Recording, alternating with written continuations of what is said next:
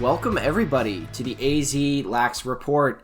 I'm your host Brian Patillo and I'm here today with Alex Garwood. We hope everyone enjoyed the week off and we're excited to get back to giving you the latest and greatest lacrosse content in State 48. Alex, how are you doing today? Man, I'm doing great. I'm a little tired. We had a late game against Desert Vista last night, which I'm sure we'll get into later on in the recap portion of the pod. But yeah, doing well. It's a 75-degree day here in Phoenix, Arizona. Skies are blue, and yeah, nothing to complain about. Yeah, it is beautiful weather. I'm excited. I'm going to be getting out to GCU after this recording. I'll be broadcasting their game against USC today. So, beautiful day for lacrosse out here, and excited to get into some MCLA action later, but let's catch everybody up on the ALL. We obviously didn't record last week, so we're jumping in, catching everybody up on this most recent week. As I mentioned, I hope everyone enjoyed the weekend. I know some people celebrating the Easter holiday, so happy to get back to some lacrosse now. So I say let's just run it back and jump right into the ALL action we had this past week. So, Alex, you want to kick us off on what started on Tuesday? Yeah, it'd be my pleasure. So on Tuesday, April 2nd, we had Oro Valley beating South Point 19-5. Henrik Roaring with 8 points, followed by Grayson Kang with 7, kind of leading the way to that victory there. Cactus Shadows beat West Valley 11-6. Unfortunately, we have no stats for that game. So once again, players, get on your coaches, input those stats so that we can shout you guys out on the pod. Perry beats Arcadia 9-7. Aiden Schuyler leading the way there with 17 saves and a 70% save percentage. Really kind of being the difference maker there. Friend of the pod, Dylan Finder, with 4 points. By the way, a little callback. He did confirm with us via Instagram direct message that Noah Burdick is the toughest player to dodge against. Pinnacle beats Boulder Creek 16-11. Chase Morier, another callback to the pod, the player that actually gave Noah Burdick his first lacrosse stick, scoring 7 point or having 7 points. About that. Look at you. That's right. Look at the callbacks. 7 points that game. Aiden Ray 15 saves. Fun fact about that game: all close defensemen had a goal. So shout out to Cole Suzuki, Sam Myers, and Gavin DeLine. Corona, wow, that one you don't see every day. No, not at all. And actually, the LSM Nikki J, who typically is going to be the big scoring long pole that we have, didn't score that game. So wanted to share the love and the glory a little bit with the close defenseman. Corona beats Foothills 10-7. Grant Miller 12 saves on the night, and Ben Martinez 6 points. Another shout out, and the first of many. We have Ben Martinez as coach, PJ Rovinelli hopping on the pod later, so a little bit of a preview there. Moving on to Wednesday, April 3rd, Desert Vista beat Scottsdale 11-10 in a very closely contested victory there. Garrett Scott leading the way with 5 points, and Diggy with 12 saves on the night. Yeah, close game there. Bringing us into Friday, April 5th. Notre Dame Prep Varsity 2 beats Cactus 12-5. Missing some Notre Dame Prep stats there, but Brandon Call and Blake Collard had a pair of goals each in the loss for Cactus. Cactus Shadows beat South Point 10-9. Again, no stats there, so sorry about that, guys. Can't give you an update. Moving on, Higley beats West Valley 8-5. In that game, we had 3 goals and an assist for Caden Sanchez, while Tage Mullins had 8 ground balls for Higley. In the loss, strong performance by goalie Nathan Bowden with 15 saves to backstop that team there. Hey, ground balls Arcadia. Win games, Brian. What was that? I said ground balls win games. Ground balls win games. Yeah, exactly. Right that's the key stat there too, for sure. And then we got a bit of a crazy one here. We're gonna have to ask our player interview later in this pod, Davis Witherspoon, about this. Arcadia beats Foothills 3-2. That's a barn burner if I've ever seen one. Goalie battle there. Gavin Fuller for Arcadia, 13 saves, only 2 goals against. in the duel against Asher Lodge with 12 saves, 3 goals against. So that's a crazy one. We're gonna be excited to kind of ask a little bit more about that and what happened in that game there. And then we also had Oro Valley beating Corona 8-5. And then on Saturday night, looks like we had a bit of a crazy game here with your Pinnacle Pioneers. Alex, you want to tell us about that one? Crazy game does not even describe what happened last night. Yes, we won 8-7 in overtime against Desert Vista. Definitely a close game. We had a breakout performance from Davion Graves over at Pinnacle with 6 points. Followed by Cam Conti with 4 points and the game winner. And it was kind of a classic goalie duel between the top 2 goalies in the state, Aiden Ray and Diggy.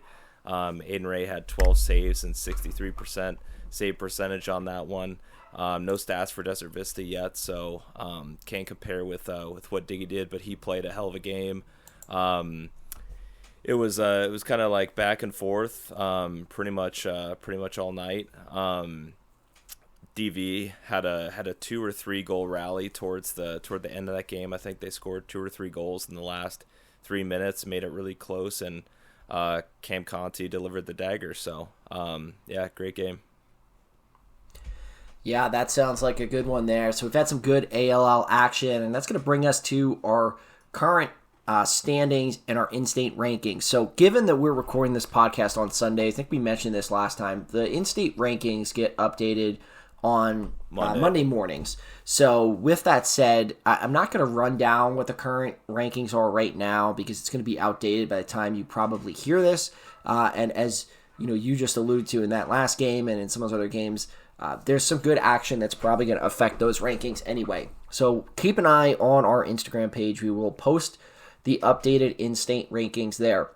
Now, I know we posted last time and got a lot of traction and some feedback from the fans looking at it. I just want to kind of remind everybody, what the purpose of those lax numbers in-state rankings are. And, number one, we do recognize that it's a scoring algorithm, strength of schedule based ranking, right? So you are going to run into some situation where teams may have more wins than other teams that have losses, but be below them in the rankings. Now, the good thing for us is we're not running into like a, BCS bowl selection type situation where you're talking about whether or not people get to play.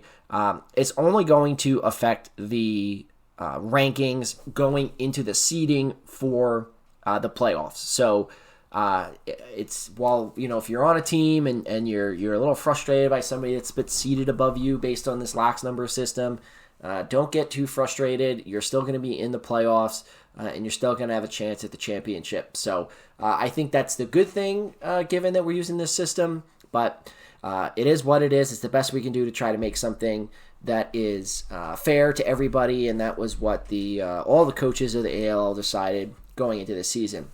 Now, just a reminder also, on 4/20 will be the conclusion. I think 4/19 technically is the last day of ALL competition.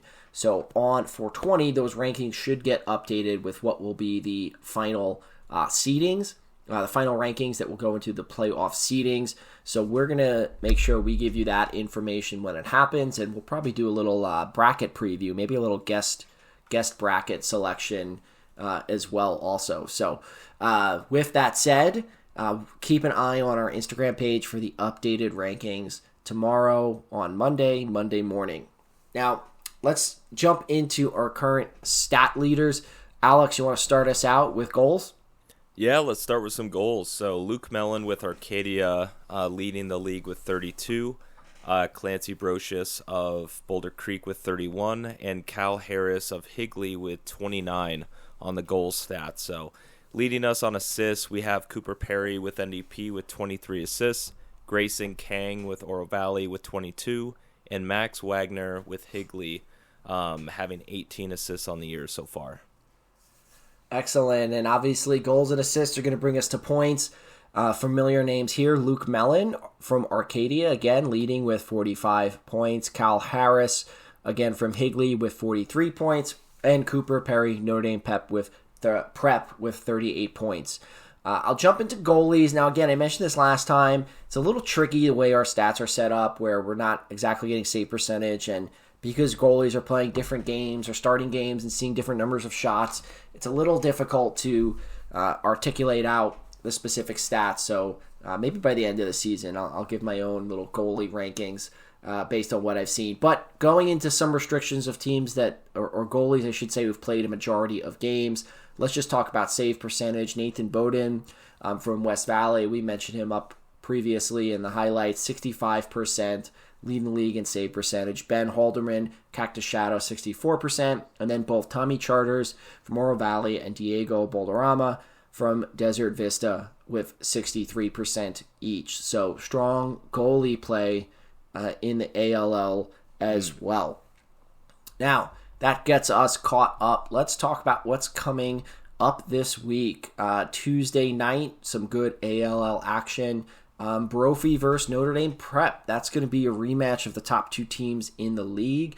Brophy took the first victory earlier in the season, so this will be Notre Dame Prep's chance to make an impact on what could be a battle. I do think, looking at kind of the in-state rankings, the lax numbers, I imagine that even if Brophy loses, they'll still probably hold on to that number one seed going into the playoffs, but either way will be a big matchup for that. And then speaking of seedings, a bunch of matchups the rest of that day, teams that are pretty close rankings. Foothills will be playing Oro Valley, West Valley will be playing Higley, and Perry plays Corona, all around each other in win-losses, so could make a big difference then. And then, of course, Friday night, we've got pretty much, I think, a full slate of ALL action. I think almost every team is playing, so I'm not going to run down all of them, but if you want some good ALL action as we get into the home stretch here, Friday night lights will have a lot of action going on that way. All right, that's a lot kind of catching us up through there on the ALL performance and where everyone's at. Let's talk a little bit about what else is going on here and what else has been watching now. Alex, I don't know if did you catch this Cornell and Syracuse game? I did. Unreal. This was probably one of the craziest games. Now, I got to admit, I didn't get to see this live. I was actually broadcasting one of the Brophy games, and my dad was texting me, and he's like, I'm gonna put that on after I watch this game. And then he's texting me in the game. He's like, this was the craziest ending that I think happened. Syracuse was up 7-0 to start the game. So right away, for everybody listening at home, goes to show you don't give up right away, just depending on what happens. They end up, Cornell ends up battling back, get to the end of the game. Cornell ties it with 20 seconds left. Cuse wins the faceoff, goes down, scores with 10 seconds, thinks they're going to have the victory. Cornell wins the next faceoff, ties it with 1 second left. Crazy ending there. And then they end up going into double overtime where Cornell ultimately pulls out the victory. So I think there was some other craziness throughout that game. Also, people were getting penalties, people were getting ejected, some wildness. I don't know. You have anything to add from that, Alex? Or anything else you've been watching?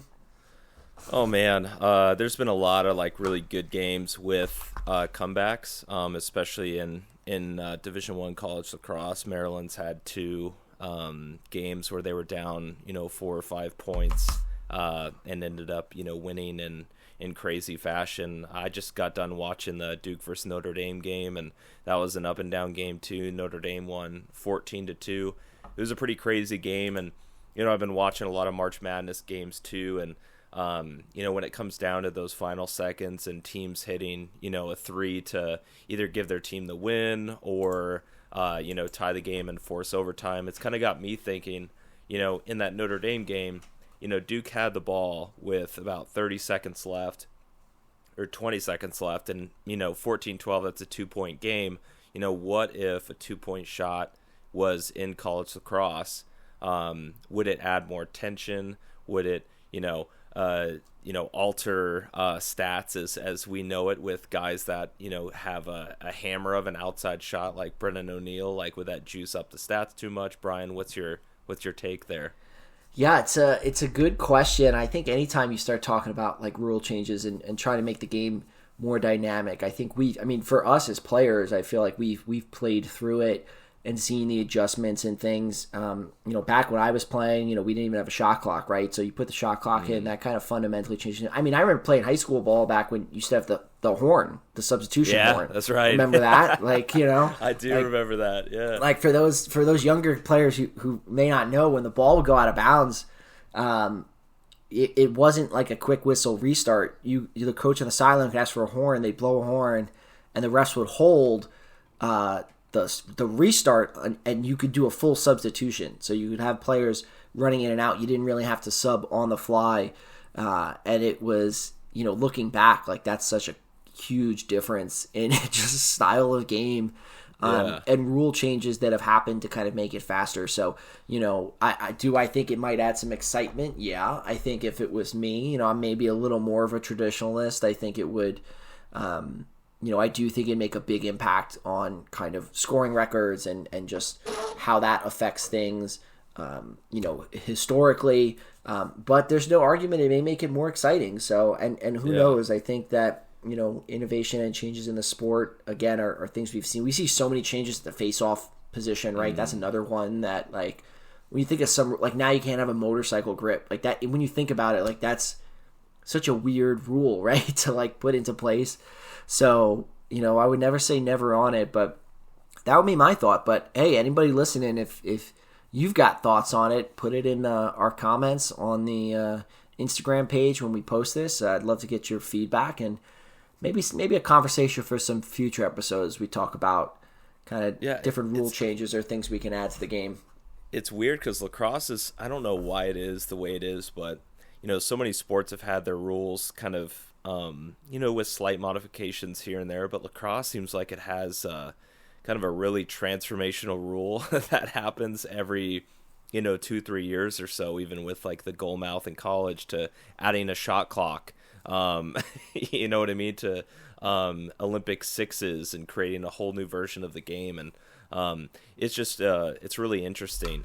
Brian, one thing that we forgot to mention for the upcoming week preview is some of the out-of-state games, and we actually have two out-of-state games. We're playing two teams from Washington that are two teams that I'm very familiar with, as I grew up and played lacrosse in Washington State. And we got Tahoma on Tuesday, which senior year we beat them 14-4, and then and then on Thursday we play Issaquah, which is kind of an interesting team to kind of play as a coach, because our senior year, Issaquah was the top-ranked team on the West Coast. So they were 19-0 overall, 14-0 in state, beating, kind of the powerhouses in Washington, the Bellevues, the Mercer Islands, and, et cetera. They had beaten us 18-5. Just 3 weeks before we would play them again. 2 weeks before we would play them again, and we played them in the second round of playoffs. And these guys actually had their senior night in the second round of playoffs, which is kind of a wild Wow. move. And very confident. I'll give them that. We ended up squeaking out a 9-8 victory in that game, and it just kind of reinforce the fact that that's why you play the game, that's why you play lacrosse, and how you could lose to a team or 18-5 and then turn around 2 weeks later and beat them 9-8 at home on senior night. And it just has given me, as a coach and as a former player, right, that you can come back from any kind of deficit. You know what I mean? I'm sure you've had, examples of that in your playing and coaching career, right, Brian? Yeah, no, for sure. I think it's, it's any given day, right? Like the old kind of football saying, any given Sunday. But yeah, right. You get to see it. I mean, I even look back here in AZ with Boulder Creek, the last state champions prior to Brophy in that Great season. example. Brophy, beat them pretty handedly early on, and then obviously ended up coming back to win in the state championship was Boulder Creek. So yeah, you get it there. And you make a good point, Alex. We didn't mention kind of out of state stuff, and obviously with the week off too, it'd be remiss to not mention that Brophy had a pretty strong stretch of out of state competition. I think they played 4 teams maybe in the last 2 weeks, maybe even 5 from out of state, and they ended up winning 3 of them. Their only loss was they had 2 losses. Where was it here that we just had? They did lose to where are we here? Loyola and Dallas Jesuit. So, but they came back and beat Episcopal Dallas, and then they had a victory over De La Salle from California. And just want to shout them out. Obviously, we talked about Arizona lacrosse and representing it in other areas.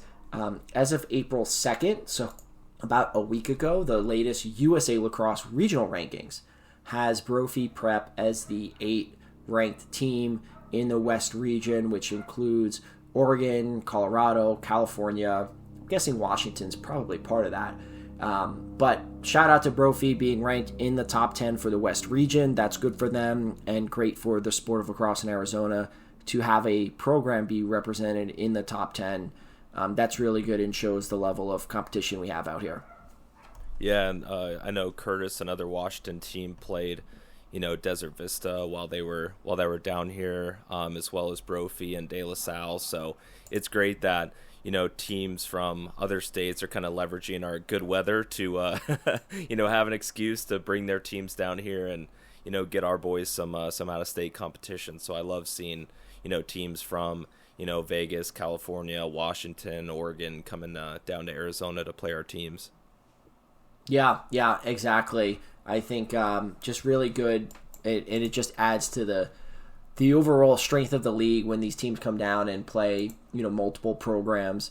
It's really good in many ways to represent it well. So, all right, I think that about sums up everything for our update this week. We've got 2 great interviews that are going to be coming up. We are going to be talking with Davis Witherspoon from Arcadia, and then we are going to talk with PJ Rovinelli, the head coach at Coronado High School. Corona. So, Corona, not Coronado. Sorry, Corona.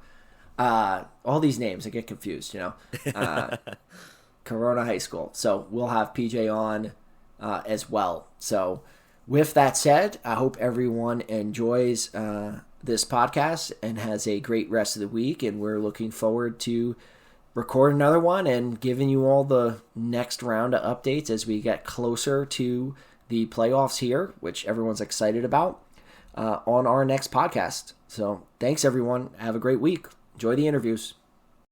Our player guest this week on the AZ Lax Report is a young attackman from Arcadia High School, where his 36 points in 8 games have helped pace the Titans to a 7-1 record.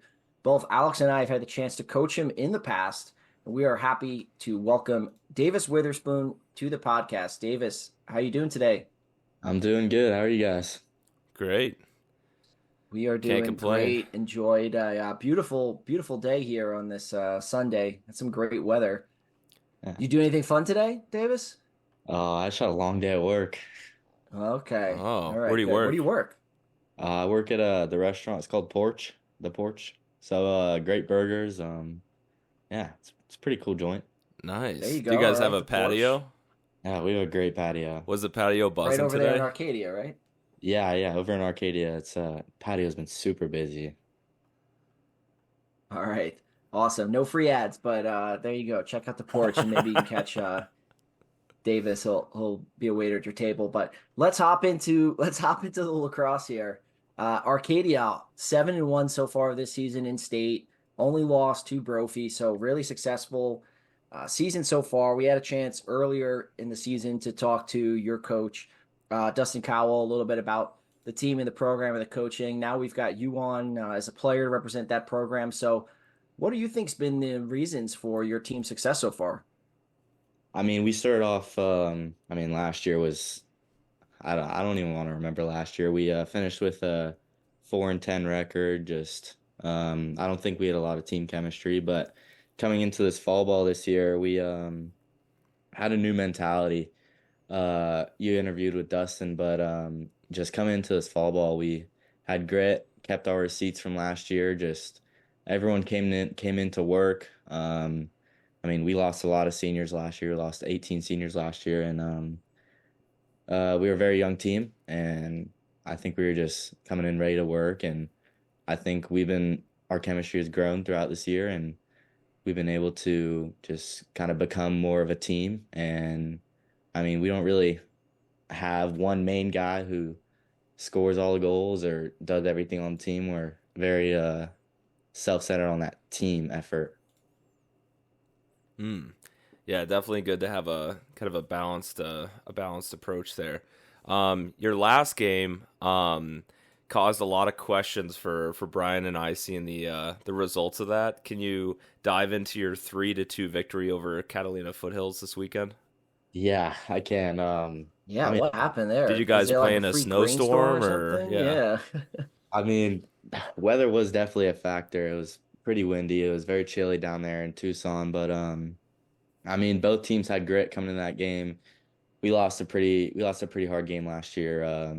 I can't remember a score right now, but came in with receipts, ready to win. That 2 hour, almost 2.5 hour bus ride kind of did some damage to us. But ground balls are pretty tough on that field. But I know Foothills came in ready to fight and ready to have a tough game, and we were ready for that too. And I mean, we answered with a win.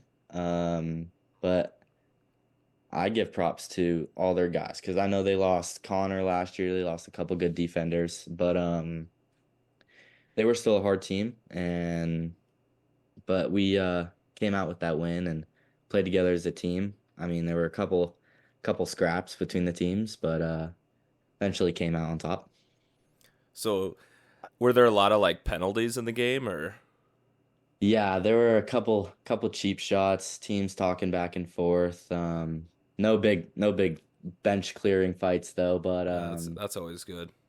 yeah, it's always good. But just couple trash talks here and there. But I mean, both goalies had an amazing night. Gavin for our team I mean, kept us in this entire year. He's doing great on our team, and don't know the name of the Catalina's guy, but he had an amazing game. A lot of great saves that kept them in that game and kept them close to us. So it was kind of like a Yeah, I goalie think battle. Yeah, it was very. I mean, the last 30 seconds were you wouldn't even believe it, but guy shot it, we saved it, and then passed it to the other side. We shot it, he saved it. It was crazy. Wow. yeah, and I think we mentioned it on our pre-recording when we were doing our portion. I think Asher Lodge was the goalie there. Yeah, 12 saves in that loss. So definitely want to give him credit. And yeah, that's crazy. I don't think I've ever seen. We were talking about earlier, Alex. I was thinking. I definitely don't think I've ever seen a 3-2 final in a high school varsity yeah, lacrosse yeah. game. I That's mean, it was And a you, big defensive battle. Big because you defense. guys yeah. have put up some numbers in some of these games. I'm seeing like 14, 18, 16, 15, 14, 17, 13. Like you guys put up a lot of goals typically. So were you guys just having an off night shooting? Did you guys get enough shots off? Like, or I were, think I think it was a bit of everything. I mean, hmm, fences were locking down on both sides, goalies were locking down, and I just don't think either offenses were clicking. Um, yeah. yeah, I mean, it happens. We have those nights. Yeah. And I do have to I have to correct myself looking back at our stats here. I did say that you were 7-1 in season, but that's the Eight, outdated eight and in-state two rankings now, right? played. Yeah, 8-2 with a loss against Perry, a Mhm. close one though. So Close one. Yeah. continuing still a successful season so far and gearing up for the playoffs. I think you guys got two more games left Hmm. before the playoffs start. So what's the message from the from Dustin, from the coaching staff, as you guys kind of get into this home stretch here? Anything in particular he's looking for you guys to do more or get better as you get ready for the playoffs in this second season? I mean, just definitely keep our pace. Keep working as a team. I mean, our ground balls have struggled a little bit throughout these past couple days, past couple of games, but I think just keeping the momentum, keeping the morale high. Like I said, with our chemistry, we've had a lot of team talks about just what's gone good, what's gone bad. a lot of film sessions just filled with being able to find out what we can better ourselves on and I mean become that team going into the playoffs. But I think just in all, making sure that keep getting shots off, defense keep locking down, just keeping the things that we've done all year, keeping that going and keeping that pace, obviously. Nice. So now that we're all kind of caught up with current events, how did you get into lacrosse? Oh, that was a long story. It was I was about in What we're here for.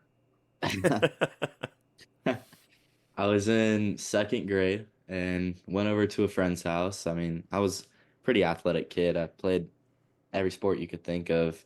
But they had a lacrosse stick in their backyard, picked it up and asked them what it was, and they pretty much showed me the ropes in that evening. And the season for that youth lacrosse was about to start, so I got some pads and went out there, and that's where the spark came from.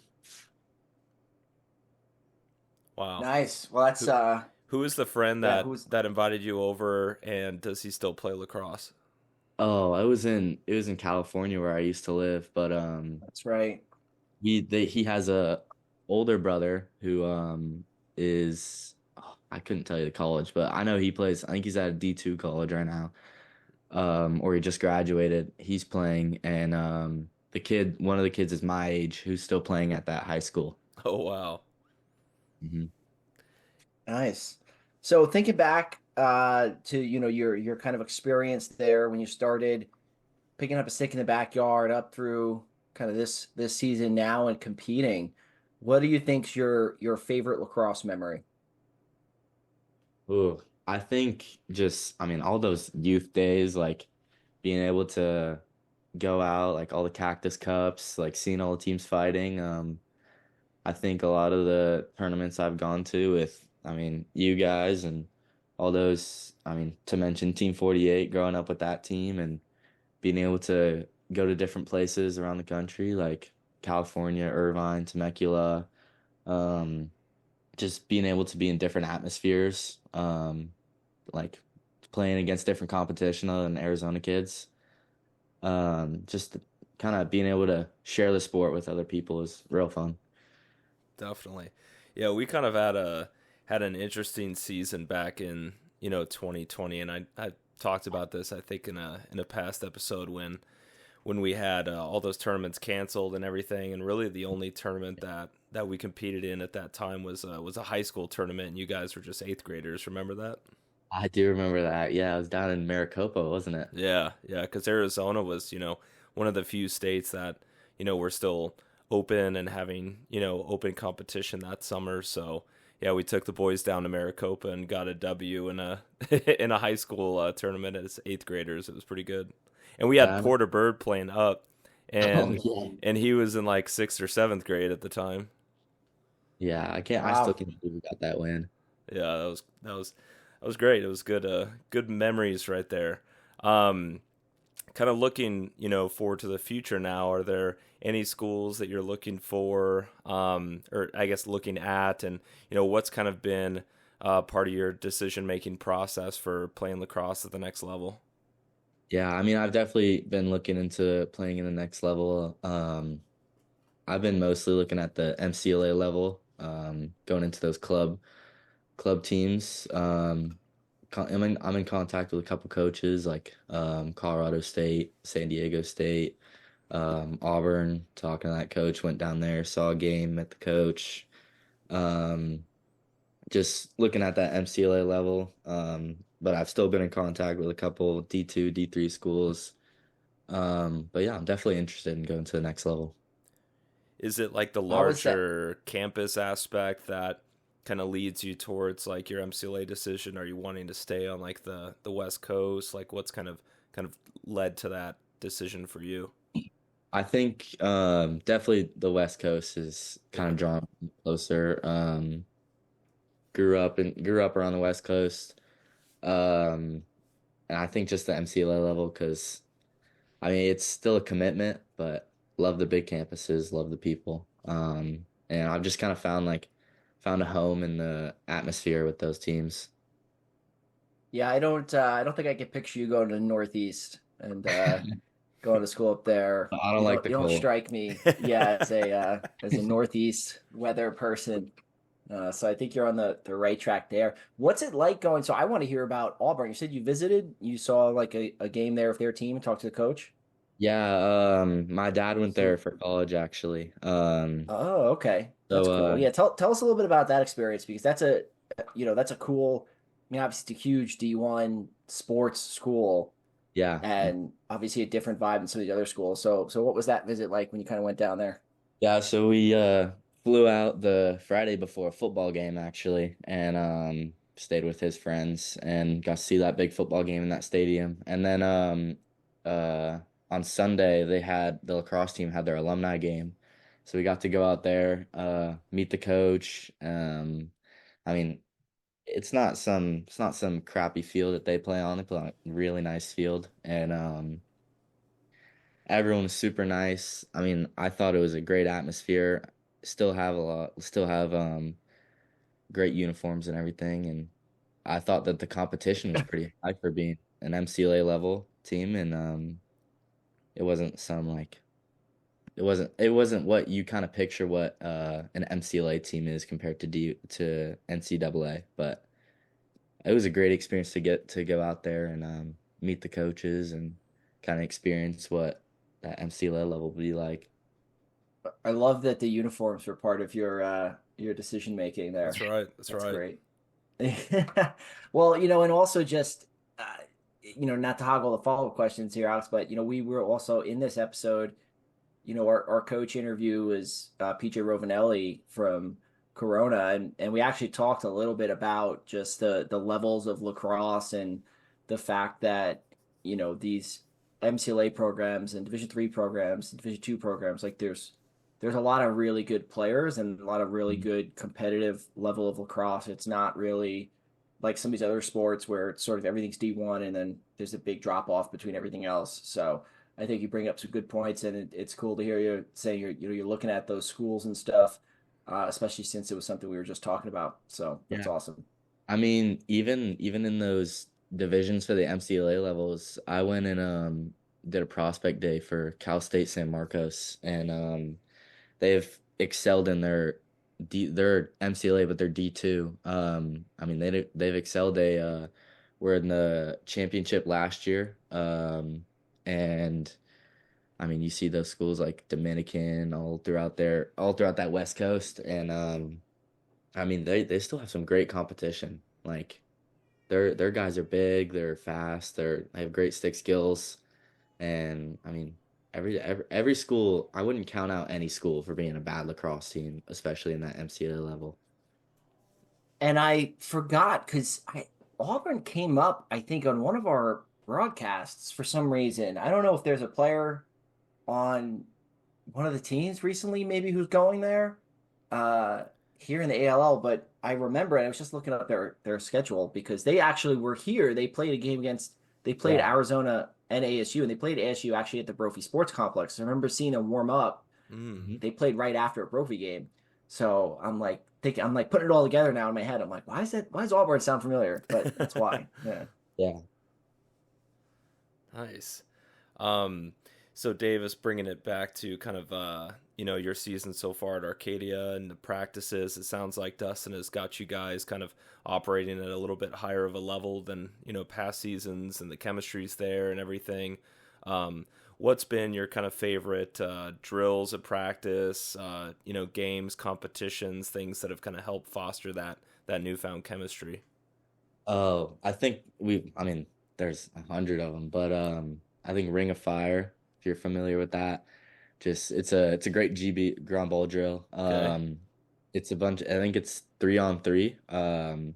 And it's around the circle, like the 50-yard line circle, and three guys get in there, and the coach is on the outside. Players that stay on the outside. They throw a ball in there, and the one team has to pick it up and get two or three passes before you can pass it out. And if the ball rolls out, if the team drops it or something, throw another ball in, and it's very high paced and a lot of trash talking comes from that drill. And I think in a way it's created a lot of team chemistry, and it's been able to give us some competition throughout, like not just games but just drills around practice and everything. What's your least favorite drill? Running. Yeah, there That's a you good go. answer. I That's a was, good answer. yeah. Does Dustin run you a lot? Oh, when we mess up, yeah, I think that's been also another thing that's led us to have higher competition in our practices and given us more work ethic. Just when we do something bad, or when we're having offenses dropping balls or defense is going for trail checks too many times, he'll run us and he'll give us push-ups or something to do. And um I mean, yeah, I think it's just he and our assistant coaches and everything have came in with a game plan, and they've executed that game plan, and I think with our results, I think it's worked pretty well. That's awesome. I think, and good luck in the rest of the season there. Speaking of kind of good luck or things you'd say going forward, you're obviously playing at a high level there in Arcadia. If you were talking to a young lacrosse player who wanted to follow your footsteps and be a contributor for Arcadia when they get to play varsity lacrosse, what advice would you give them and things to work on to be successful? I mean, I definitely just tell them to keep going. I mean, I was during my youth years, I was in put on a B team with Pat Harbison at Scottsdale United, and one thing he said is, "You'll be on the A team if you work on your left hand." And I took that to heart, and I worked on my left hand as much as I could in the yard and throughout practice. And I think now I've pretty much become ambidextrous with, I think probably half of my goals are scored with my left hand. I mean, it's just take what the coaches say to heart. I mean, definitely just keep that work going. And um, I mean, switching from youth to high school is definitely a totally different level, and you're gonna want to be as prepared as you can to go to that next level and excel in that next level. Um, but yeah, just definitely keep that work up, and keep going, and yeah, just don't stop. Don't let don't let don't let yourself get down on yourself, because I think self-doubt is one of the one of the worst things you can do to yourself, because it's when you're in your own head, it will ruin your own game, because you can shut other people out, you can't really shut yourself out. That's great advice. Good Um, advice. just because I love stirring the pot here on the pod. Since you're an offensive player, who's the hardest person to go up against at practice, and then who's the hardest person to dodge on in the league? Oh, I'd say in practice, I'd probably say either John Coulter or just Gavin. Gavin will save anything. I mean, all of our defenders are great. Roman, Jacob T. Camp, Andrew Nickel, Sam Sprague. All of our defenders are great. They've definitely played shutout this year, and they definitely came into the season with a different mentality than last year, and they've done great this year. But I'd say definitely John. He's a hard hitter.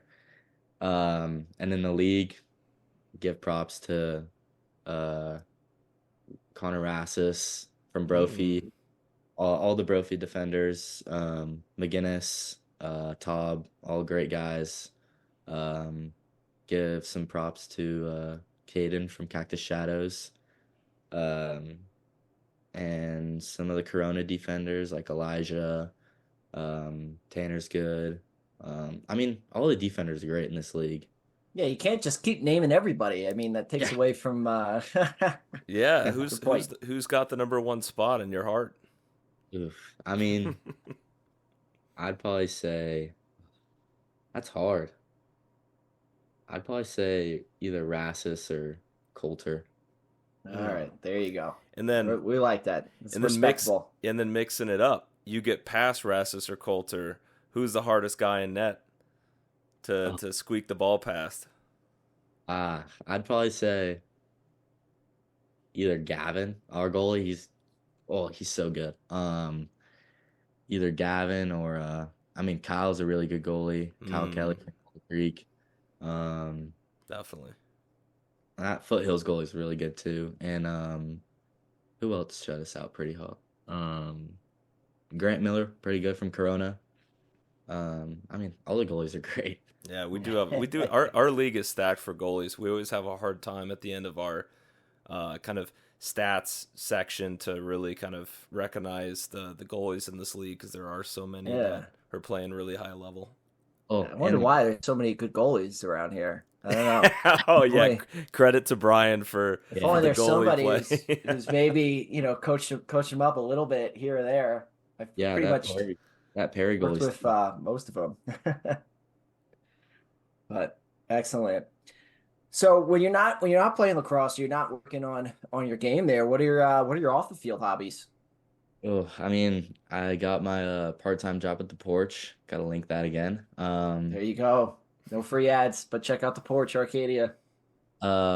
Just love to hang out with the guys from the team and play a lot of video games. Don't tell Dustin. Work on school. Yeah, pretty much. What are you playing? What games are you playing? A lot of Rainbow Six Siege and Okay. All right. Okay. My brother plays a lot of Rainbow Six Siege. He's on that all the time. Yeah, he's not very good at it. Not Cody, Evan. I don't know. Oh yeah, Evan's probably good. Evan's probably good at it. Don't you play some games too? Me? Garwood. I remember you showing me. Garwood, yeah, he's a gamer. Ago. Yeah, I'll rip some Siege. Usually I'm playing with Brian's middle brother, Cody. So him and I are the same age, so we like to hop on the sticks every now and then. I've been playing some Helldivers lately. That's been my go-to. Yeah, I want to get into that. That's been fun. It looks really fun. All right, here we go. Last question. So just kind of bringing it back to the team here. Who's the clown on the team? Who's the and it's probably you, but who would you say is the guy kind of keeping everybody loose and having a good time on the team there? Oh, I think we're all clowns. I think we all have great chemistry together. I mean, we're always laughing on the team. We're always cracking a joke. I mean, all the offensive guys are always cracking with the defense. But I think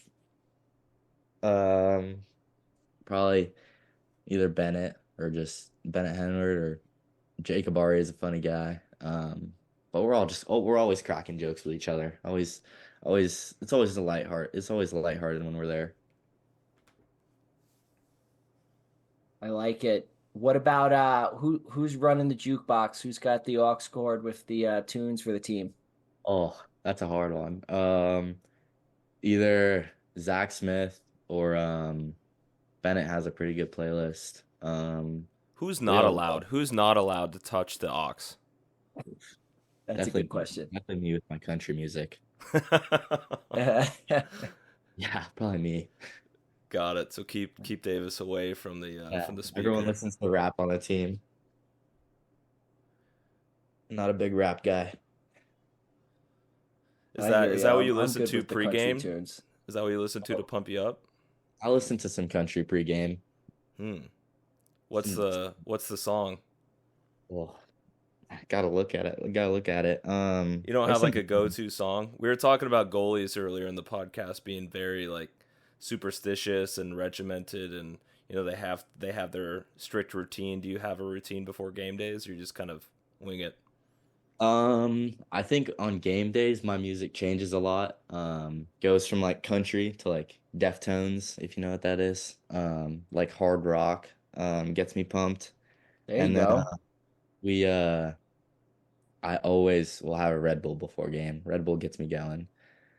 And gotta pray. We always do a prayer circle before the game too. Nice. Well, Red Bull gives you wings, so Red Bull does. Red Wings, the hard rock. I always joke. I call you the Spoon Man. Do you know the song, the Audio Slave song? Spoon, isn't that Audio Slave? Not Audio Slave. Spoon Man. What's the listen to that. Soundgarden? It was before it. Soundgarden. I think it's Soundgarden. I can't believe I'm screwing this up. Spoon Man. Check it out. It's a good song. There we go. All right, All there you right. have it. Well, we really appreciate your time here. Alex, you got any last questions? No, man, I don't think so. Good luck the rest of the way. It'd be good to see you guys in the playoffs. I always love playing against former players I've coached. I always get a Yep. lot out of those games. Like It's we always fun. see you guys first round. Pardon? I feel like we've seen you guys first round the past 2 years. I know, yeah, and it's I think 1-1 so far. So Yep. yeah, we need this year to be the That's the three. tiebreaker. So yeah, Yep. best of three. Here we go. All right. Well, we really appreciate the time, Davis. Thank you Thanks for guys. joining us, telling your story, and talking with us here. So good luck rest of the season. Have a good rest of the night here. Thanks, Yeah, you Davis. too, guys. Thank Thanks, you. Thank you Davis. so much. Yep. Our next guest has coached at a few locations here in Arizona, including a previous head coaching job at Chaparral High School, followed by an assistant coaching stint at Desert Vista. Most recently, he's now the current first-year head coach at Corona High School. As a fellow former goalie, also, I'd like to introduce to the pod Coach PJ Rovinelli. Coach, how are you doing today? I'm doing great, Brian. Appreciate you guys having me on the show. Definitely. Yeah, well, we're excited to hear from you, especially with your team over there, and get to know a little bit about your background. So thanks for joining us today. And I think before we get into your background, let's talk a little bit about your team over there at Corona. So I believe right now your team is 5-4. Does that sound right? We always have to double check this because our stats are sometimes a little bit lagged. Yeah, I think we're like 5-4, 5-4, or 6-4, something like that. Admittedly, I don't pay attention too All much to right. our records, but yeah, I think we're right around there. There you go. You're just ready for the next game. But uh, Exactly. talking about that team right now, why don't you tell us a little bit about some of the players who've been kind of key members of that team and what they've been able to bring to the program in your first year as a coach there? Yeah, absolutely. I guess I'll start front to back. We kind of have two guys at the attack that have really been leading the way. I think both of them close to 30 points.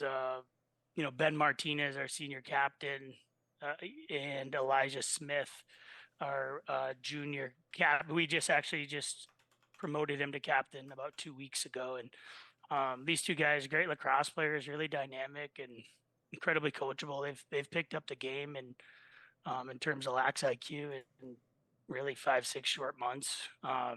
Just great players, great vision.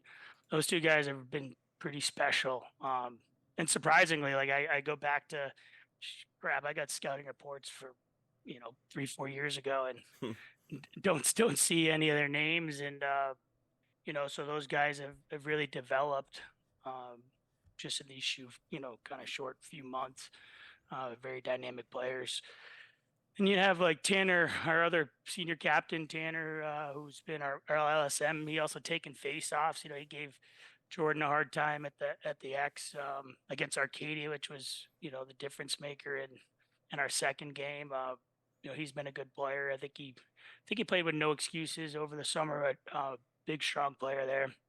And then our other captain, Cole Bastions, our defensive midi, who he was an all. I think this besides Bennett Matzler last year, he was the other all-state player for Corona as a defensive midfielder. He's a guy that, if we counted hockey assists, he'd have a ton of them pushing Yeah. transition. But just a scrappy kid. He's going to play next year up in Kentucky and for an MCLA program out there. And just captain of, I think he was captain of his football team, but just a great athlete. He's been a good leader. Pushes a lot of transition for us, ground ball machine. And then, of course, I got to be, I'm a critical goalie as well. And but our goalie in the pipes is a sophomore, Grant Miller, who's this kid's got unbelievable technique. He's coming up with big saves. He's keeping us in a lot of games. Really developed in the clear game. What I've seen out of him, the future is definitely bright for that kid. So those are some of our impact players, and then we just have another tier of kids that are just really developing and playing system ball and they really developed as a team, going from somebody who, a program that's relied on kind of one or two kids. And you probably guys can observe and see that's quite often happens out here, where Yeah. it's maybe a 1-2 kid system, and we're never going to be like that, or at least the way I coach. And so you have all these kids that are really bought in, really developed, and it just helps elevate our entire system. So pretty proud front to back. But those are some of the kids in name, and another defenseman that we should, you'll definitely hear of him probably throughout the year. And next year is Elijah Kwan. Just kind of a monster. He's our backer in our backer zone. Ground balls, pushing transition. So we got kids though that I think it's an example of Arizona lacrosse. There's good lacrosse players sprinkled out throughout the state. Just about kind of getting them in the right systems, or getting them exposure. So I'm pretty proud of them. Yeah, that's awesome. I think you hit on a few things that we'll probably ask some questions about as we go on here too. Love to hear more about kind of team philosophy and things like that. I do want to point out though, who taught Grant Miller all this great technique, right? I did. I heard you had some say in that, and Yeah. he's awesome, and we also Yeah. got a great goalie coach. Yeah. Tony Waltenberger. But I know you did work with him, but man, that kid's special, and I think if you stick Grant on some of these other teams, that that he would make some pretty big impacts too. Kid's special. Yeah, no, and that's great. And obviously I'm, half joking, but I did get a chance to, coach Grant previously, doing some work with him and also through some of the club programs. And yeah, he's a great goalie. And, you bring up a good thing. And I've actually brought this up with the league when we've talked about kind of all state like rankings and things like that. And, it's important to have, that narrative process to it. And I use goalies specifically as an example because, I mean, I saw it, coming up in my career. Sometimes, you could be a great goalie, but, if your team is not necessarily at the top of kind of defensive statistics and things like that, like your stats might not match up with somebody else who's on a team that's got like a better defense. So I think Grant's definitely, you made a great point. I think there's a lot of players where, they can really make a big impact in some other ways. But yeah, no, that's a really great rundown of your team, and you guys have been playing pretty competitively throughout the year. So that's great so far. Oh, appreciate it. Yeah. Cool. I think that could also happen on the flip side too, Brian, is if you have a defense that's so dominant that the goalie's only seen, muffin shots that are kind of easily gobbled up, that could also, play the reverse way too. It is. It's a big that's probably the one position where stats don't really necessarily always tell the story. Yeah, you're right. There's a whole other kind of area to the stats also that are being shown, especially with goalies and outletting the ball out for easy transition goals. I mean, you could probably look to see how many transition goals a team has and kind of equate that to the goalie being experts at getting the ball out to a streaking midi upfield. Like I wish there were better ways to stat track a lot of different areas of lacrosse, but kind of staying on the topic of goalies, PJ, you played goalie in your playing career. How did that end up happening? I know there's always a unique story to how you goalies pick up a goalie stick. So yeah, that's great. So 8th grade, I started playing lacrosse in 8th grade, which in Massachusetts is that's late. Yeah, it's late. And so I was a midfielder. Where in Massachusetts were you? Framingham. Oh, that's Framingham, right. I think I knew this, yeah. Framingham, because I coached girls lacrosse at Westwood for a year. Yeah, great program. We over there too. played Framingham. I remember that. So anyway, sorry to interrupt your story. No, you're okay, Brian's too nice to Good say podcast. That Framingham's it's a scrappy area. So so I was one of those kids.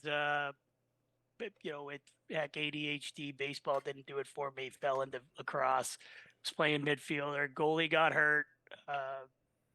and coach said, "Hey, who wants to go in?" And I was the only kid who wasn't afraid to do it. And next thing you know, I'm a goalie. So never turned back. And I was really blessed though under Coach Gene Zanella, who was a longtime head coach at Framingham High, and then a couple years, last few years at Dover Sherburne. But he's one of the goalie gurus out of the New England area, running the peak goalie school with guys like Quirk and John Yeager and all those guys. So I was really fortunate to have great mentors in between the pipes growing up. So definitely, that's awesome. So what in my mind, every goalie kind of has like a certain skill set that they kind of really kind of take pride in. Like when you played goalie, like what was the one area of your game that you think kind of exceeds all others? Yeah, I like to think my kind of communication and leadership and is just I don't stop talking. And sometimes they'll say the goalie's the quarterback.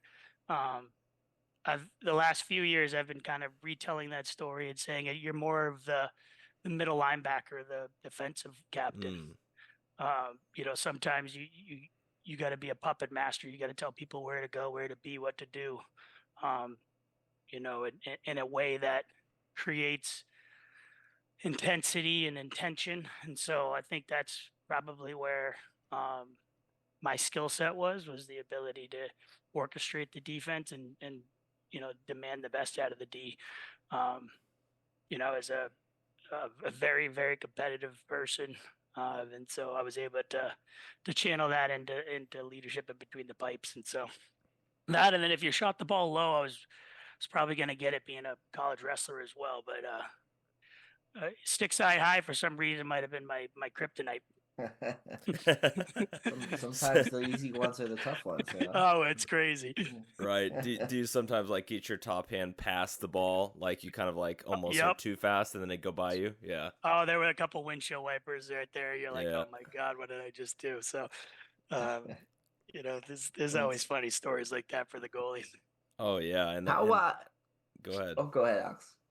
I was just gonna say I like to warm up our goalies at Pinnacle, and Aiden Ray is a pretty talented goalie, but I'll get him every once in a while with stick side high, and it's always the same exact thing, right? Just the windshield wiper, his hands are too fast and it goes by him, or vice versa. I thought that was interesting, and I was gonna ask, like, when you were getting warmed up before games, like, did you have a certain routine? Like Aiden is very specific with sort of his pregame and everything is very particular. I was wondering if you kind of had a similar kind of ritual before games.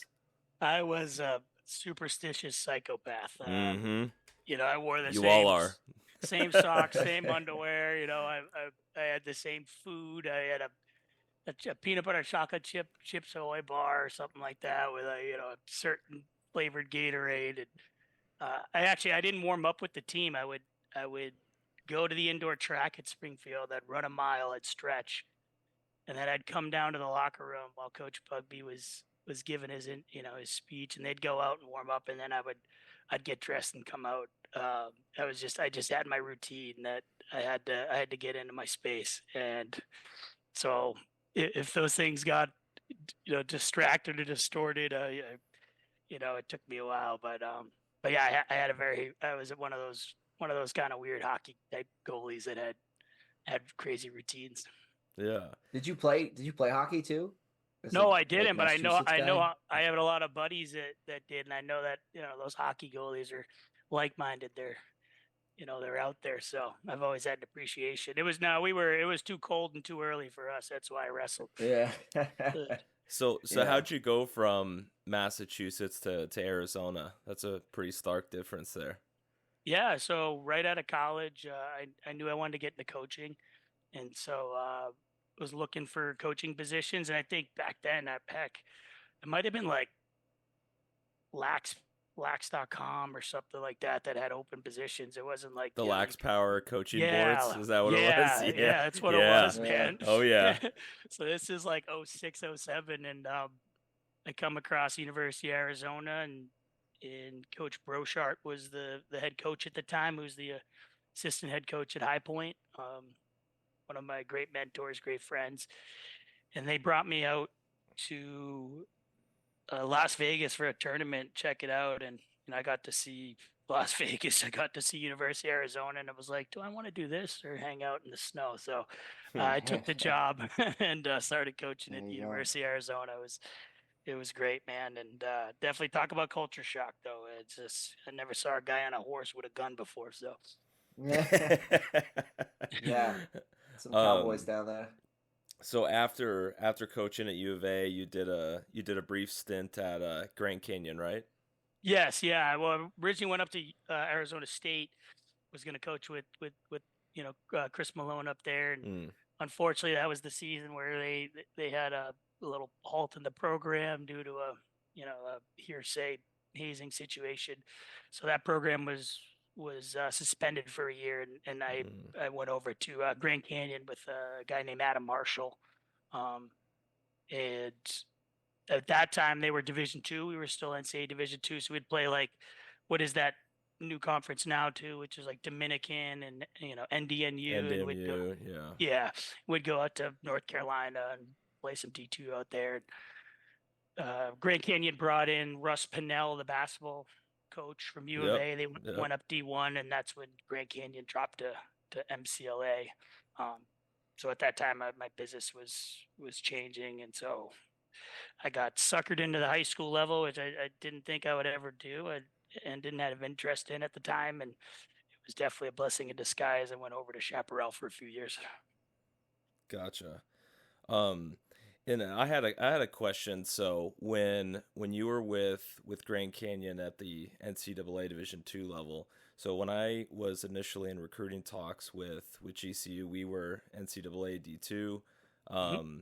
I had set up a visit to go see the campus and everything else, and I was looking at mostly D2 schools on the West Coast, and I'd come out for a visit and everything else, and they're telling me that, hey, our school's looking to go Division I. Lacrosse isn't coming. We're going to be moving to the MCLA. Is that going to be a problem?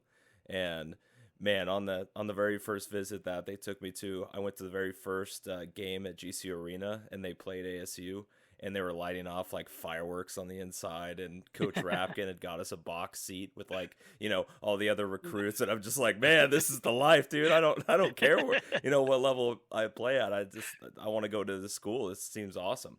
And we go there, and we had basically a commitment from the university to still run our program like an NCAA program, so we would still have the weights, the practices, all the amenities that you would expect at any kind of NCAA program. And from the people that saw your kind of era of coaching there at GCU in like the 2010 area, we won a championship in 2015. Now, when we look at like the competitive kind of levels, like what would you, I don't know how much high level MCLA lacrosse you watch, but like what would you say is like the biggest difference between sort of like mid high level D2s to like like an MCLA championship team where several of my teammates ended up playing professional lacrosse and the NLL and that kind of thing? Yeah, that's a great question, and definitely GCU versus like what the program or what the athletic department's done to support them even at the MCLA level has been awesome. They're basically treated as a varsity program in the department, with great resources. So that was awesome to see that. This is a great question. It's a great question, guys, because parents, they don't know what they don't know. And there's this stigma when it comes to competing at the college level. And I think most parents and even kids, they look at like football or maybe basketball where it's like, okay, D1 is the top tier, then it's D2, then D3 scraps, and then it's club, right? So that's not the case for lacrosse by any means. Sometimes often that can be inverted depending on the program, right? And Brian's a great example. He'll tell you, like, heck, Yeah. so at Tufts, right? So And even with that said, the MCLA, those top programs are incredibly competitive. They play incredibly competitive lacrosse. They're very talented kids. The coaches are strong coaches. Those teams would compete. Those teams will compete and do compete against NCAA teams. The only thing that can be kind of a coin flip at the MCLA level is that it's just, the program structure from like a admin standpoint. Like sometimes it could go into cycles. There is a heavy emphasis on fundraising and students having to take some extra responsibility running the team. That's the only factor that could make a team sustainably strong and or kind of go through cycles. But the level of competition's there, the coaching's there. I think it's great for some of the kids in this area because, let's face it, most of them are going to have culture shock with trying to play in colder areas and in the Northeast. So that could be a good fit for a lot of kids. But then there's also the misconception, like I'm a strong believer in both the academic strength and lacrosse strength in Division III, and I think that's where a lot of our player skill sets are. And you could chase a D1 dream with this image that it's the best lacrosse, and I'm going to get a scholarship, which is you could probably do a whole podcast on that unicorn in itself. Oh yeah, right? definitely. But it's how do you find the right fit for the kid? But the thought, I remember I had a kid.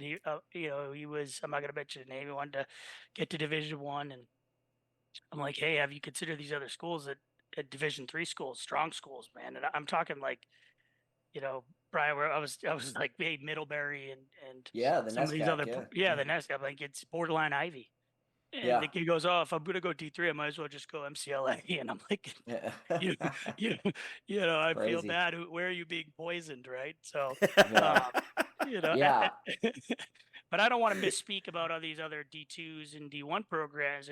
If you start to put level of play with academic pedicure, you could probably make a strong case for a lot of Division III teams comparative to any Division II and probably 50% of Division I, right? And it goes the same with that top maybe 5, 10, 15 at MCLA. Those guys can play, and you can get a great education at a probably a good cost point. So we got to get education out to these families and these kids. And I'm glad you brought it up because it is something it's been a theme that's come up on the podcast. We've talked about, I think, with some other people, but I've even had people ask me, as something that they're interested in hearing about because, you used the word, just sort of the education about it. And I think it's really important, especially in today's age where lacrosse has, unfortunately, and I say unfortunately, but it become a very club-driven sport where it's all about your recruiting and you're going to some early recruiting tournaments and things like that. And it's not necessarily as much around kind of school program development and things. But, a couple of things you said, I just want to repeat them just because I think it's so important. The level of play at the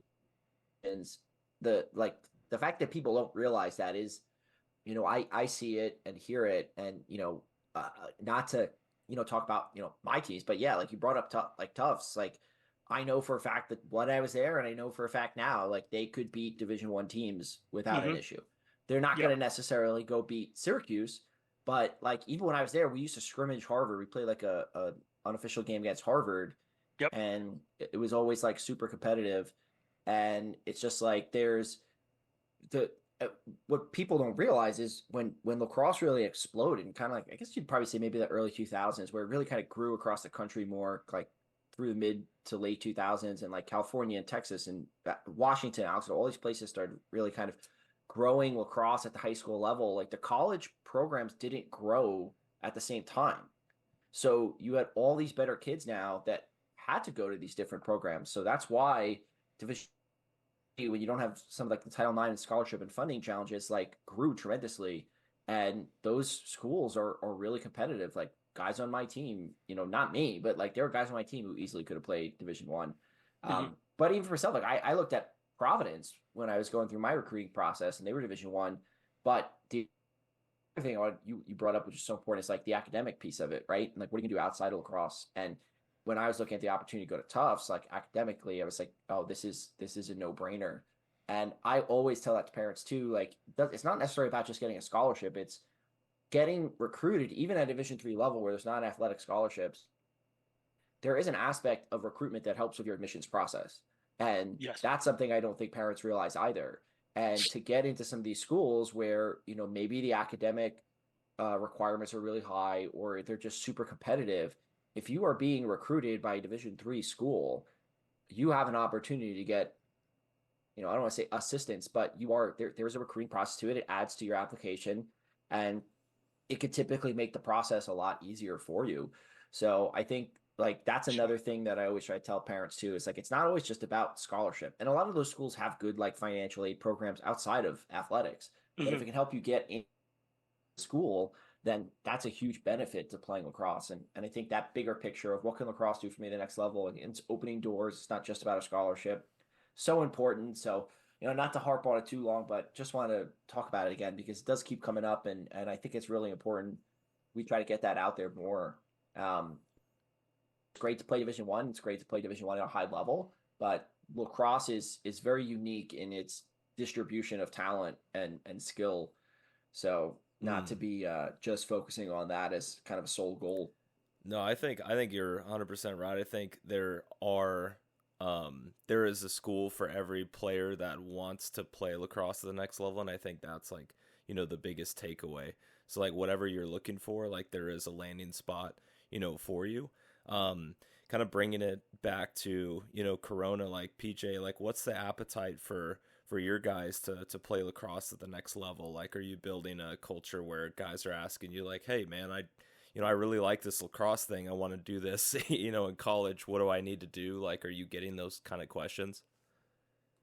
Yeah, absolutely. I think we have probably a half a dozen so far, Awesome. growing, and these kids are, I think for some of them it was a coach saying, asking the question, how passionate, what do you want to do with this game, and how passionate about it, and then actually just instilling the confidence that they can play at the next level, because there are kids on this team that can play at a level, and there's a few that by the time they're done, I think they can play at some pretty strong programs, and so um, I'm excited about that. Again, Cole committed, and then we have a few other guys that are looking right now, and starting that process of just introductions, and that's a big part of recruiting, right? I'm blessed to have coached the college level, and then being a part of the Springfield Mafia. I don't know if you guys are old enough to know about those guys, but for the listeners, Springfield College pumps out gym teachers, athletic trainers, and coaches. So I've started to throw the film around already, and starting that process, and advice to parents and kids. Like I tell our kids, when you're looking for a college, you have to be careful, because what tends to happen in Arizona is it's like it's like a fish. They bite at the first thing that they see in the water, Oh, 100%. and you actually have to do the process backwards. You need to reverse engineer it. So if I'm working with a kid with, it doesn't matter if they're on my team or not, and I'm helping a lot of kids in the state, as well as like a guy like Pat and Chad. We go backwards. It's like, what do you want to study? Or you don't know what you want to study. Sure. What are two or three things that might interest you? And where in the world, where in the country can you go? Can you handle weather? If they want to play lacrosse, I'll ask them, man, can you get up at 6 o'clock in the morning, walk across campus when it's 24 degrees to go lift? Like, if you can't do that, like, we have to eliminate a third of the country. Yeah. Right. Yeah. That's And a that's great okay. point. Yeah. That's okay. Right. But just, Yeah. what's the social life that you want? Do you want to go to a big sports game, to watch a football team? Or what's your student teacher ratio? You want to be a lecturer guy with, you're a number, or do you want to know your teacher and, be around that 25-1? And you start doing that. And then from there, you find your handful of schools that have a lacrosse program. And then from there, you can kind of look at the talent set or what it takes to get there. And By that time, now when the kid goes to send a message to a coach, which the biggest problem that they do is they send a canned email, and those guys hit delete, and but if a and I know this from recruiting hundreds of kids over, 3, 4 seasons at the MCLA level, was you get the cut and paste email. It tells me this kid didn't take the time to look into our program or our staff, and I'm not going to invest in them. But if you get an email, it's just like if you're trying to get a job. If you send an email that says, "Hey, coach, I'm really interested in your program. Here's why." It's got a 20-to-5 student teacher ratio. It's got a the campus life I'm looking for. I'm big into my faith, and I looked into this organization, and you have this major I'm interested in your program. You run this offense that I feel I'd be a really good fit in your offense. Like that guy goes, this guy took the time to do his homework. I'll watch his video. And I think that's the biggest factor, right? Is that that coach or that assistant, right? Because it's normally the assistants that Yeah, are it's the kind assistant. of right, that are getting those kind of emails, but they read so many, "Hey coach, I'm interested. Here's my link to my huddle or my film or like whatever," right? And they go and look at that. But what you're saying is, "Hey, I've done my research. This is why I'm interested in your school, and I'd like you to take a look at me and see if I'm a good fit." I think just that extra little layer is so important. Mhm. Yeah, Yeah. I mean, it's not hard to be different, and what I tell our players that go and play summer club, whether it's any of the teams here or out of state, it's when you're on those sidelines recruiting these kids, it is much easier to cross your name off than it is to circle it, and that's like body language and what you're doing in between the whistle and in between the lines, it's the same as actively recruiting. It's like what you're saying. It's so much easier to just for your email to get deleted or your resume to go in the trash, and that's the same in the corporate world. But it's also easy to be a little different and have different body language and do a little homework. And if you want to put a dollar amount on it, like if you're trying to get a scholarship or financial aid or grants or whatever it may be, if to play at a certain program, if that coach said, "Hey, I'll give you $20,000," divide that by the amount of time it would take for you to research and hone your skills. I mean, that's per hour, you're getting paid pretty well. Yeah, yeah, that's it. That's a great point too. And yeah, and Alex, this reminds me, I think we've said it in some other ones that like we should do a little recap. I think we get a lot of really good answers and advice and feedback for kids trying to go through the recruiting process and play the next level. I think something for us to maybe do like a little summary of all the stuff people are saying, I think would be good to share it. So kind of think Mm. about working on that. And so PJ, I know we've had you here for a while. We don't want to keep you here too much longer, but I do want to just to kind of pull it back to Corona. Just kind of quick question, talking about culture a little bit, and what Alex said. Like if you want your team to be sort of known for either one word or like kind of one concept or theme of what you're trying to instill there as a first year coach and developing a program, what would it be? Yeah, absolutely. And I mean, most of what we do is centered around building a high performance culture. And I'm passionate that if coaches are in it for the kids, they'll do things differently. So winning is a product of what you put in, right? It's an outcome, it's a result. But those words would probably be our mantra, which is let them, and let them as a mentality of like let people think whatever they want of us. Let them think, oh, Corona, it's they haven't been any good. They don't have Master anymore. Like let them think whatever they want. Let your parents quiet the noise, and it's like just focus on the controllables. And your attention and your effort and your attitude are things that are completely controlled by an individual. And so we focus on that, and we focus on getting better um, every single day and quieting the noise. And so, we don't care what people think of us. We don't care what they're saying or what they think. We control the controllables. And so that's been our mantra this year, and instilling a culture of just hard work and whatever you decide to put in at the end of the day. And when your career's done or when you lay your head down, you got to look at yourself in the mirror. You be okay with what you see. And if you're okay with what you see, then that's how we'll determine our success is being okay with what we see at the end of in the mirror at the end of the year. And trusting that process. And so we've been pretty fortunate to get a lot of compliments about our style of play and what the kids have been achieving, and just the kind of difference in product and from families and coaches and players. And that's our kids deserve that. So I'm really proud of them. So when you have your kids in, your junior varsity program and they're looking to play up at the varsity level, and they're asking you, Coach, what can I do to get better? And maybe they're just a first year, second year lacrosse player and they're looking to just really elevate their game. What's the quickest path? And I know like there's no shortcut to being, great at lacrosse, but like what is the biggest or the best advice to give them the biggest leap to kind of elevating their game? Great question. What I tend to tell these players is one, own every rep. Own your rep is something that we say all the time. And so what that means is like when it's your turn to take a rep, like you're going to do it to the best of your ability. And when a coach uses a cue, or he stops and he explains the drill, or he creates a correction, that you're going to take what they said and you're going to try to apply it on that very next rep. And so if you just own your rep, if you just own your rep every single time, and the kids are going to mess around in the back of the rep line, right? And that's fine. But what we try to tell them is almost like think 2 passes away, and in the lines is be ready 2 guys away.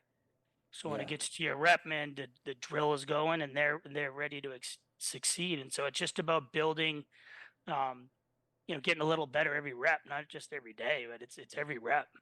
I love that. Yeah. Own your rep. You can own your rep. Then the other day is like I say Coach Justin, who's our head coach, kid played at Minnesota Duluth, captain over there, had a good career. He's a fundamental guy. It's like you got to have fundamentals. But I tell them is like, Coach, you got to give Coach Justin a reason to pick up the phone and tell me that you're ready. And so I try to keep it at that level too, right? Is like I'm talking to our JV staff all the time. Tell me, hey, who can help us in this situation? And so give Coach Justin a reason to pick up the phone and say, hey, you could use this guy. Yeah, that's good. Good advice for all the kids listening for sure. I like that, and I think it kind of fits in with the culture and everything you're building there. So last question, just to kind of bring it home, take it maybe away from lacrosse a second. What if you're not coaching or watching film or getting ready or playing in the ALL Lax League or anything? What are your off the field hobbies?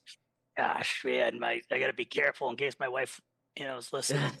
Man, I'm a coach through and through. It's the it'll be the death of me. I like to think it is discipleship, but I'm a family man. I got a beautiful little daughter and a son that's gonna join us next year on the lacrosse team. So I try to spend time with the family, but outside of here, being professionally and in the church, I'm just trying to connect with people and serve. I was raised to be a servant leader, and like my brother and sister, and that's what we do. And so I got a great wife, and she's taught me a lot. So I try to spend time with them and just for fun. I used to play rugby, but unfortunately, at some point the body breaks down, and so I got 86 from that. So now I'm trying to figure out what's next.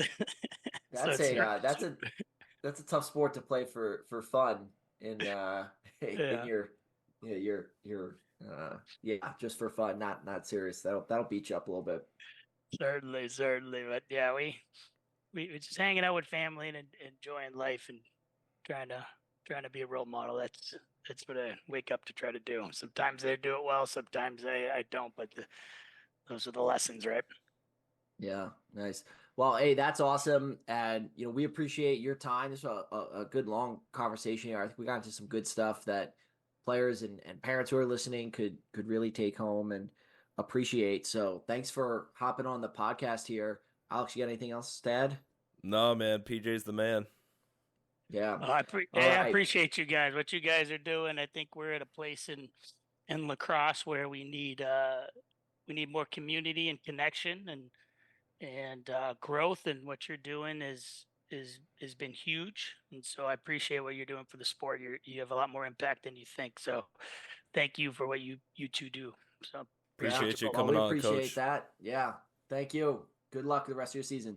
all right, thank you guys. Thanks. Thank you for tuning in to episode 5 of the AZ Lax Report. Please keep an eye out on our Instagram tomorrow for the Lax Numbers in-state rankings. And if you guys have coaches or players or stories that you'd like us to mention or shout out on the pod, please let us know. Thank you guys very much, and we'll see you next time. Peace.